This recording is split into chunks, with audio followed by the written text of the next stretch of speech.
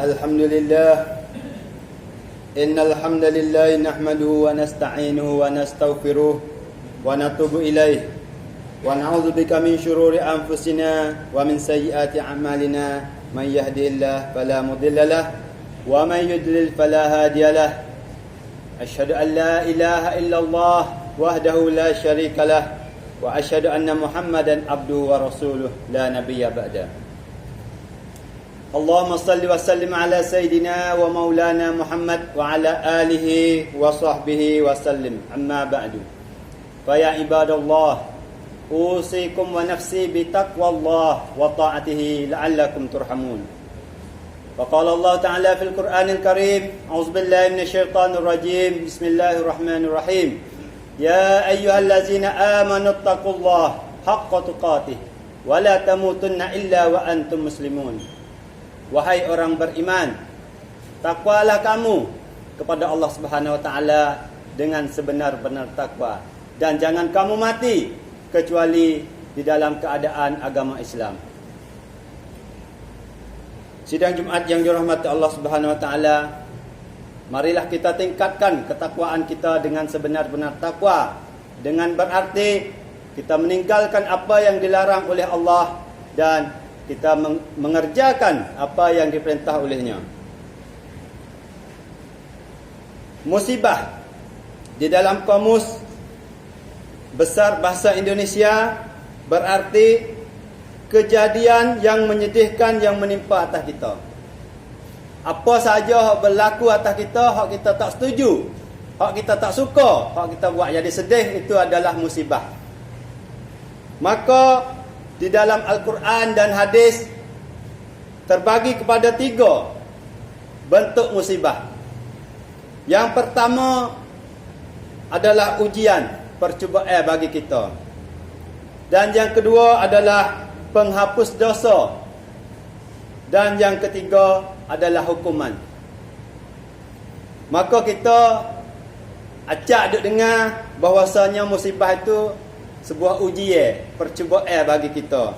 Ataupun apabila datang musibah, kita anggap kata itu adalah Tuhan nak ampun dosa kita.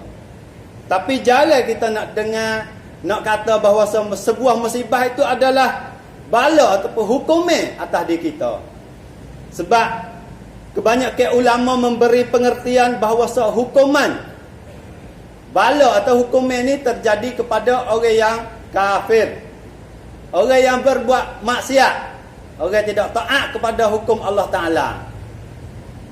Maka banyak sekali contoh kisah-kisah di dalam Al-Quran tentang hukuman, musibah hukuman terhadap orang-orang kafir dan orang-orang yang tidak mengikut perintah Allah Subhanahu Wa Ta'ala.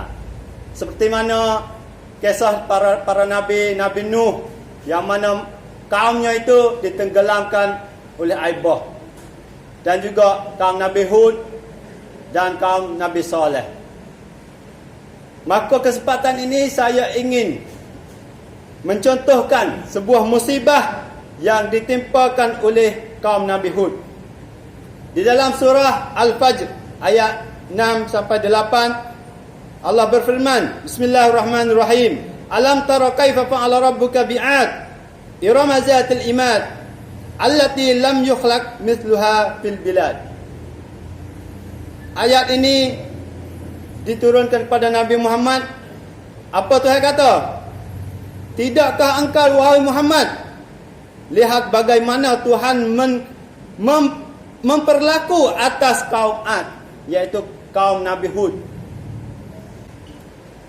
Kalau kita biasa dengar dah kaum Ad atau kaum Nabi Hud ni, dia adalah anak cucu bagi Nabi Nuh.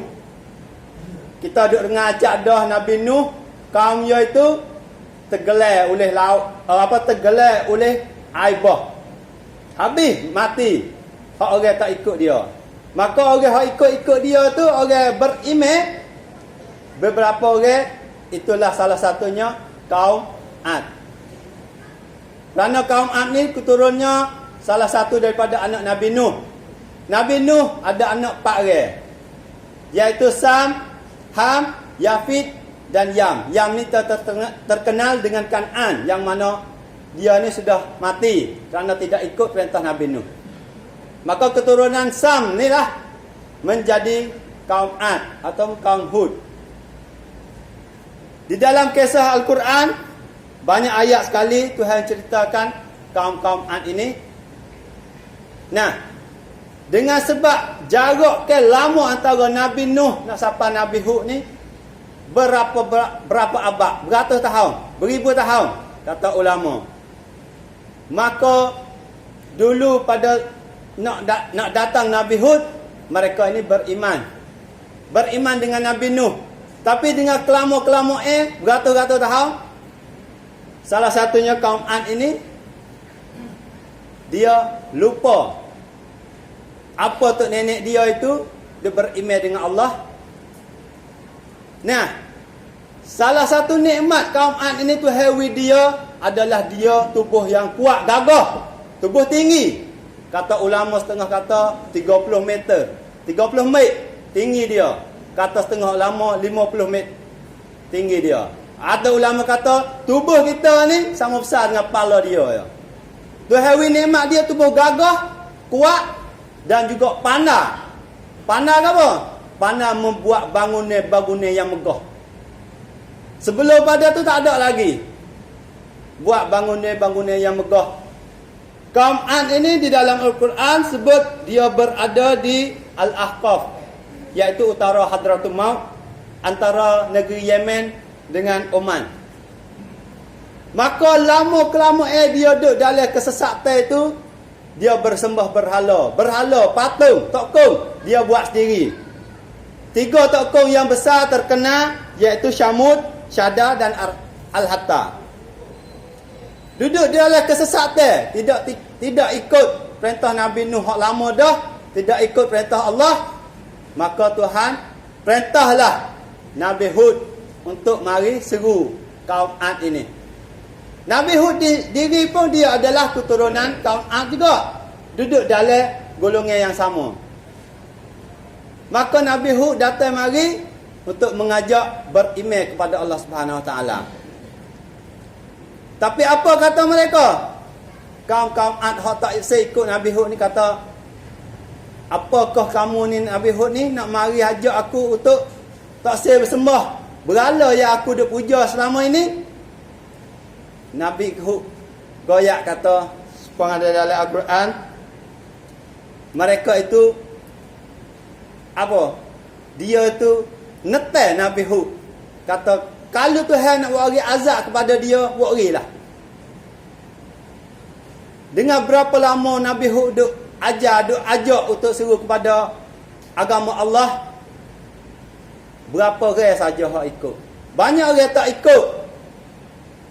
Maka dengan izin Allah Ta'ala, ringkas ceritanya, Nabi Hud minta doa kepada Allah Ta'ala untuk azab mereka yang tidak ikut perintah Nabi Hud. Apa azab dia? Dengan pertama kali, azab Allah Ta'ala tidak wari sekaligus. Dia wari pertama dengan istilah kata kamtuan.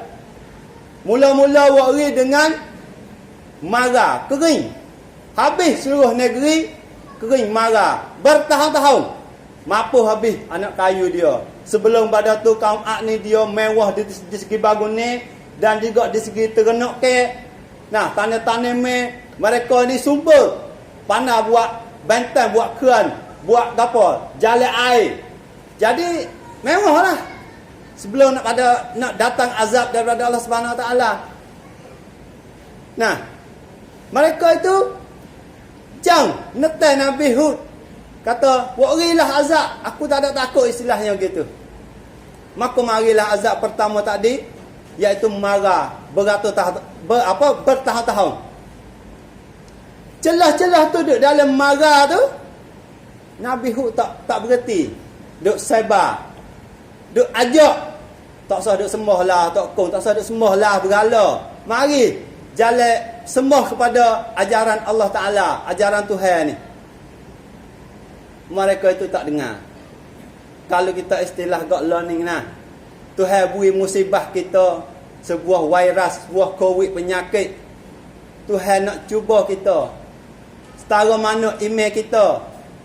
Banyak lagi orang yang duk buat maksiat. Banyak lagi orang tak semaya. Banyak lagi orang tinggal bayar zakat. Tuhan nak test kita, cuba kita orang dengan penyakit COVID. Dulu kita duk boleh kerja sedap, mewah, boleh pergi Malay, klik sekali puluh-puluh ribu. Tapi kita lupa, kita tak bayar zakat contoh ke. Kita tak sedekah. Duk Malay, kita tak semaya ber. Pahala ni Tuhan beri cuba peringatan musibah kepada kita supaya apa? Supaya kita ni mengingat kembali kepada Allah Subhanahu Wa Taala. Supaya kita taubat. Begitulah Nabi Hud tadi. Tuhan beri peringatan dengan marah dulu sebelum daripada musibah besar. Kering selama-lama, bertahun-tahun mampu habis lembu kambing kubah. Istilah ya. Mampu habis tanaman pohon kayu, pohon kurma. Nabi celah-celah tu duduk gigit gi dakwah kaum dia. Taubatlah kepada Allah Taala. Marilah ikutlah jalan yang benar ni. Tapi mereka itu tidak ikut. Bahkan giduk sembah, giduk minta kepada berhala, minta kepada tokong. Nah, tiba-tiba siapa masa cukup kata ulama 3 tahun duduk dalam marah, Tuhan turunkan azab yang besar. Apa? Iaitu datanglah langit yang hitam. Kalau kita tengok istilah gak learning gak, apabila nak hujan, gelap mari lek sana. Dengan tahaiway, dengan ribut, dengan apa? Macam-macam dengan guruh, istilah yang gitu. Tapi mereka ni lihat jauh-jauh, duk tengok jauh-jauh, hitam mari tahaiway. Bah mereka ni hak orang kafir, hak duk puja tokong muju. Teriak muja saya, muja. Tokong dia ni tolonglah dia. Wari dengan hujan dengan kita duk marah lama. Oh, pakat sorak muja saya. Dia tidak tahu itu adalah azab Allah. Tiba-tiba bos apa masuk dekat, ternyata bukanlah hujan. Itu adalah angin ribut. Payuk luk jai, saya kata. Ribut mari, angin saja dak, sejuk pula dalam Quran royak. Putah habis rakyat-rakyat kaum Ad tu tadi hak tak berikut dengan Nabi Hud. Mati semua. Di dalam Al-Quran sebutkan bahawa berlaku itu 8 hari 7 malam. 7 malam 8 hari. Dengan duduk dalam ribut. Bos habis ribut. Apa Nabi Hud lihat? Mayat. Mayat kaum Ad hak tak ikut Nabi Hud tadi. Supaya batai tama hok hancur. Kalau kita sini tak bisa tengok batai tama kok batai nyu. Batai nyu hok pahu. Duk berata rela. Tu mayat orang. Mereka orang kafir hok tak ikut Nabi Hud. Maka hok selamat daripada azab Allah tak berapa orang saja, iaitu hok ikut Nabi Hud. Maka setelah itu Nabi Hud pindah ke Hadratul Maut, salah satu tempat di negeri Arab. Tinggallah kampung tu yang binasa. Maka daripada kisah tadi, apa kita boleh belajar, boleh dapat daripada kisah kaum Nabi Hud tadi? Salah satunya adalah mereka itu sombong. Sombong mereka itu dengan bahawa tubuh mereka ni kuat, mereka ni bijak, pandai, buat bina besar-besar. Kalau orang biasa di tanah Arab, ada beberapa tempat di tanah Arab tu bangun ni dia buat di dalam bukit bersagu. Nah, itu kebijakan kaum Ad. Tetapi yang keduanya adalah kesempatan.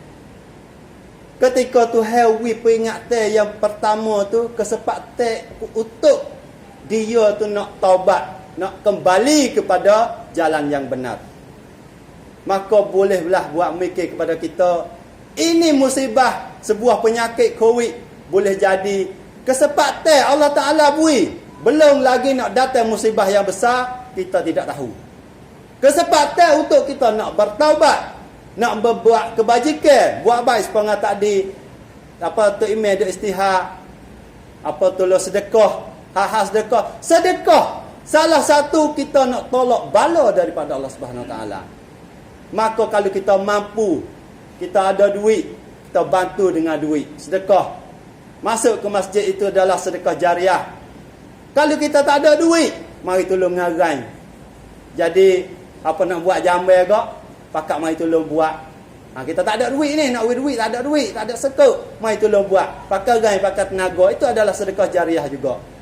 Nah, semoga khutbah hari ini menjadi manfaat bagi kita semua. Barakallahu li wa lakum fil Qur'anil azim wa nafa'ani wa iyyakum bima fihi minal ayati wa zikril hakim.